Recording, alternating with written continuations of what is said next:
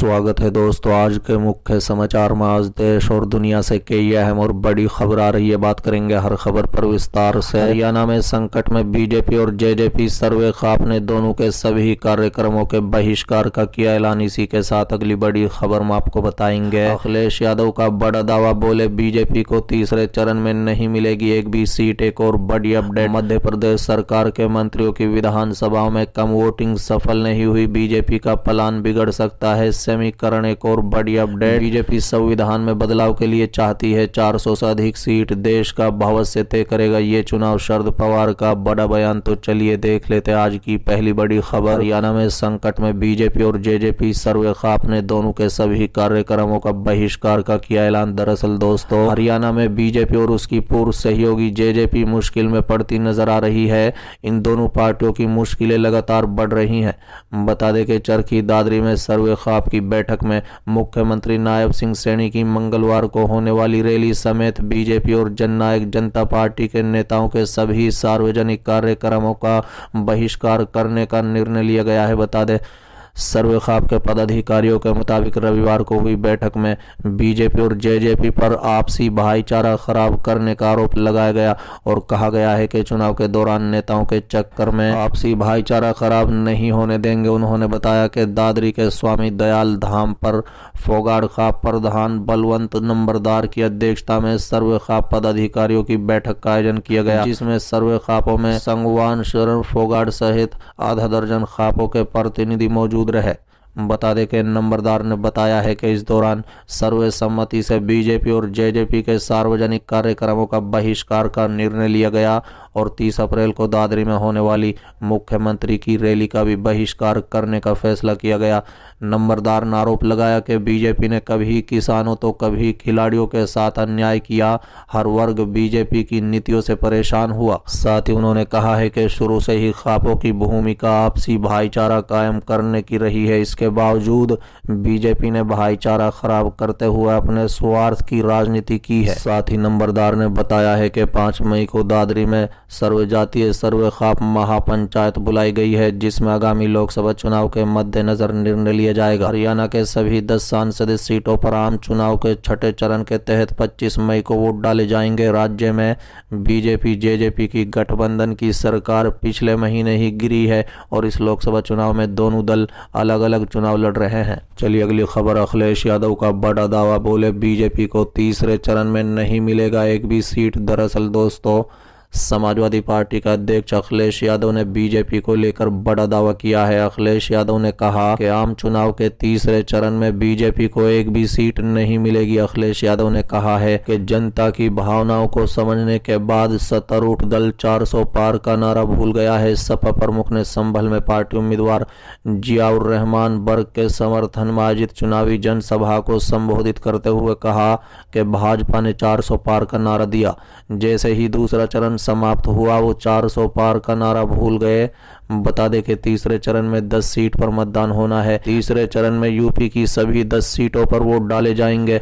तीसरे चरण से पहले अखिलेश यादव ने कहा है कि भाजपा के लोगों को हवा का रुख पता नहीं था, इसलिए 400 पार कर रहे थे और जब 2 चरणों के चुनाव में जनता की भावना समझ गए कि जनता 400 सीटें हराने जा रही है तो भाजपा अपना नारा भूल गई। सपा प्रमुख ने कहा है कि पहले चरण में पश्चिम से जो हवा चली उसने भाजपा को पलटने का काम किया, उनकी सरकार को बदलने का काम किया। दूसरे चरण में भी वही दिखा, लोग भाजपा को स्वीकार नहीं कर रहे हैं। तीसरे चरण में अब आपकी जिम्मेदारी है। अखिलेश यादव ने संभल से अपना रिश्ता जोड़ते हुए कहा कि इस हिस्से से लेकर हमारे घर इटावा मैनपुरी तक चुनाव है। इस क्षेत्र से नेताजी मुलायम सिंह यादव भी सांसद रह चुके हैं, यहां से लेकर मैनपुरी तक वोट पड़ना चाहिए। इस चरण में मैं कह सकता हूं कि भाजपा का किसी भी लोकसभा में खाता नहीं खुलने वाला है। सपा संस्थापक मुलायम सिंह यादव 1998 और 1999 में 2 बार संभल लोकसभा क्षेत्र से सांसद रह चुके हैं। पूर्व मुख्यमंत्री ने कहा है कि जब उन सीट की गिनती हो जाए, भाजपा सबसे ज्यादा मतों से हारे तो उनमें संभल सांसदीय सीट का भी नाम होना चाहिए। अखिलेश यादव ने कहा है कि ये चुनाव श्रद्धांजलि देने का भी चुनाव है। हम लोगों ने टिकट बहुत लोकप्रिय शफीकुर रहमान बर्क साहब को दिया, लेकिन वो हमारे बीच नहीं रहे। ये श्रद्धांजलि देने का चुनाव है। वहीं जिंदा दिल यादव का भी चुनाव है। वो अपने लोगों के हक अधिकार के लिए हमेशा खड़े रहते हैं। बता दें कि संभल से सपा सांसद शफीकुर रहमान बर्क चुनाव में पार्टी को उम्मीदवार घोषित किए गए थे, लेकिन उसी दौरान उनका निधन हो गया था। सपा अध्यक्ष ने दावा किया है कि ये चुनाव संविधान मंथन का चुनाव है, क्योंकि एक तरफ तो वो लोग हैं जो संविधान को खत्म करना चाहते हैं और दूसरी ओर विपक्षी दलों का गठबंधन इंडिया और समाजवादी लोग हैं जो संविधान की रक्षा करना चाहते हैं। उन्होंने दावा किया है कि एक तरफ संविधान के रक्षक लोग हैं और दूसरी तरफ संविधान के भक्षक लोग हैं। साथ ही अखिलेश यादव ने आरोप लगाया कि संविधान को समाप्त करने और हमारा आपका वोट का अधिकार छीनने के लिए भारतीय जनता पार्टी साजिश कर रही है। इसलिए ये चुनाव संविधान को और अपने अधिकार को बचाने का चुनाव है। उन्होंने कहा है कि जो लोग संविधान बदलने निकले हैं उनको जनता बदल देगी। यादव ने भाजपा पर किसानों के अपमानित करने का भी आरोप लगाते हुए कहा कि समाजवादी इंडिया गठबंधन की सरकार किसानों का कर्ज माफ करेगी, किसानों के सुविधाएं देगी, फसलों को एमएसपी की गारंटी देगी। चलिए अगली खबर। एमपी सरकार के मंत्रियों की विधानसभा में कम वोटिंग सफल नहीं हुई, बीजेपी का प्लान बिगड़ सकता है समीकरण। दरअसल दोस्तों, बीजेपी के राष्ट्रीय नेताओं की लोकसभा चुनाव में योग बूथ पर 370 वोट बढ़ाने की प्लानिंग फेल होती हुई नजर आ रही है। बता दें कि प्रदेश में हाल ही में संपन्न हुए 12 सीटों पर मतदान में वोट प्रतिशत घटा है।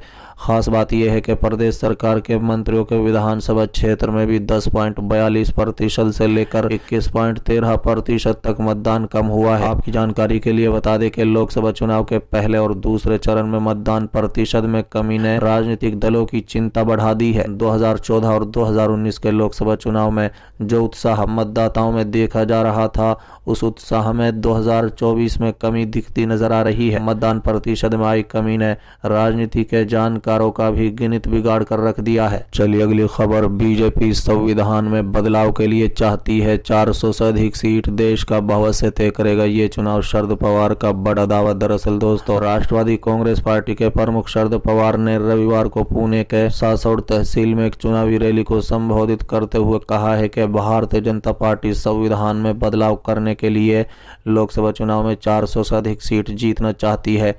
पवार ने कहा है कि इस साल का आम चुनाव पहले के चुनाव से अलग है, क्योंकि ये तय करेगा कि देश किस तरीके से काम करेगा। सासौड़ तहसील बारामती लोकसभा क्षेत्र का हिस्सा है। शरद पवार ने कहा है कि दिल्ली के मुख्यमंत्री जेल में है, वो बीजेपी तानाशाही के पथ पर बढ़ रही है और लोकतंत्र को नष्ट कर रही है। इसलिए हमारे राष्ट्र को बचाने के लिए हमें उन्हें शिकस्त देने की जरूरत है। मराठा नेता ने दावा किया है कि देश में लोकतांत्रिक तरीके से शासन किया जाना चाहिए, लेकिन हम चिंतित हैं। बीजेपी संविधान में बदलाव के लिए 400 से अधिक सीट चाहती है।